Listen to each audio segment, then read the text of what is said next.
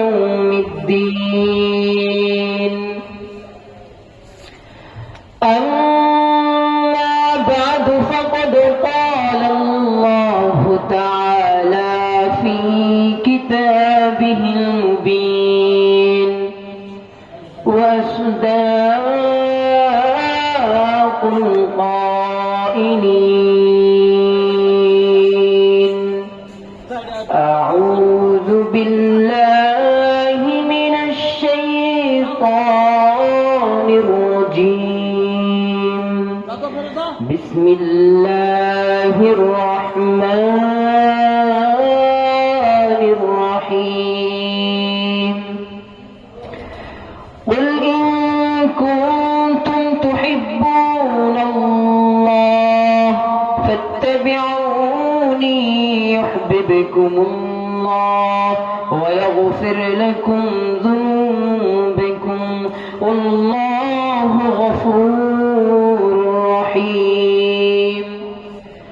وقال النبي صلى الله عليه وسلم: لا يؤمن أحدكم حتى أكون أحب إليه من والده وولده والناس أجمعين، أو كما قال عليه الصلاة والسلام.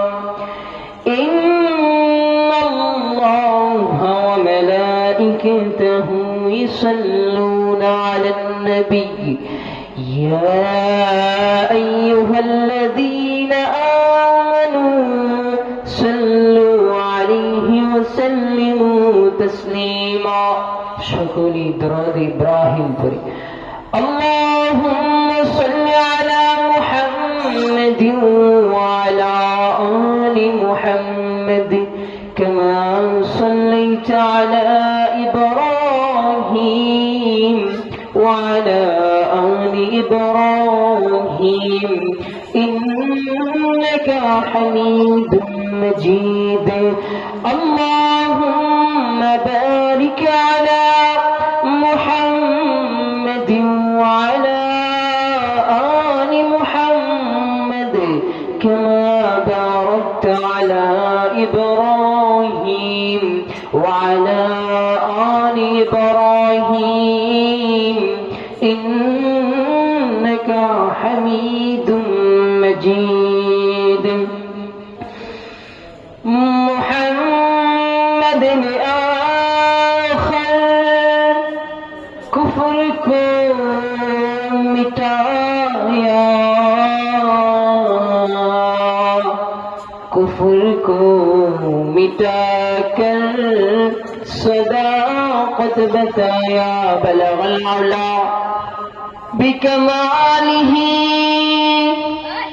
كشف الدجى بجماله حسنت جميع خصاله صلوا عليه وآله.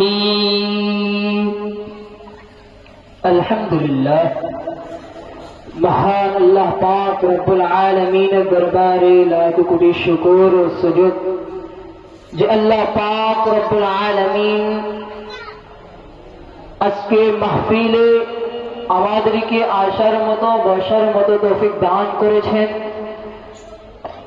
এবং আমি আলেমহীন অযোগ্য একজন মানুষকে যোগ্য স্থানে বসার মতো তৌফিক দান করেছেন। এজন্য সেই রব্বে করিমের দরবারে, সেই প্রভুর দরবারে, সেই স্রষ্টার দরবারে একবার কোরআনের ভাষায় কৃপণতা বাদ দিয়ে, দুশ্মনী বাদ দিয়ে, অলসতা বাদ দিয়ে একবার কোরআনের ভাষায় কালিমাতু শুকরিয়া আদায় করে বলে আলহামদুলিল্লাহ। সামনে যারা আছো কেউ কথা বইল না, কথা বললে সমস্যা হয়, কথা বইল না। তো আল্লাহ পাক রব্বুল আলামিন মাহফিল করার মতো তৌফিক দিয়েছেন, যাদের দ্বারাতে আল্লাহ তাআলা মাহফিল করিয়েছেন, আল্লাহ যাদেরকে কবুল করছেন তারাই মাহফিলে আঞ্জাম দিতে পারছে এবং যাদেরকে কবুল করবেন তারাই আজকে মাহফিলে আসার মতো তৌফিক পাবেন, আসার মতো বসার মতো তারা তৌফিক পাবেন। তো আল্লাহ পাক রব্বুল আলামিন অনেকেই ইচ্ছে ছিল যে অমুক দিন মিসবাখাল মধ্যপাড়া মসজিদে মাহফিল হবে, গিয়ে বয়ান শুনবো, কিন্তু তিনি হয়তো আসতে পারবেন আর কারণ আল্লাহ তাআলা তাকে কবুল করেন নাই।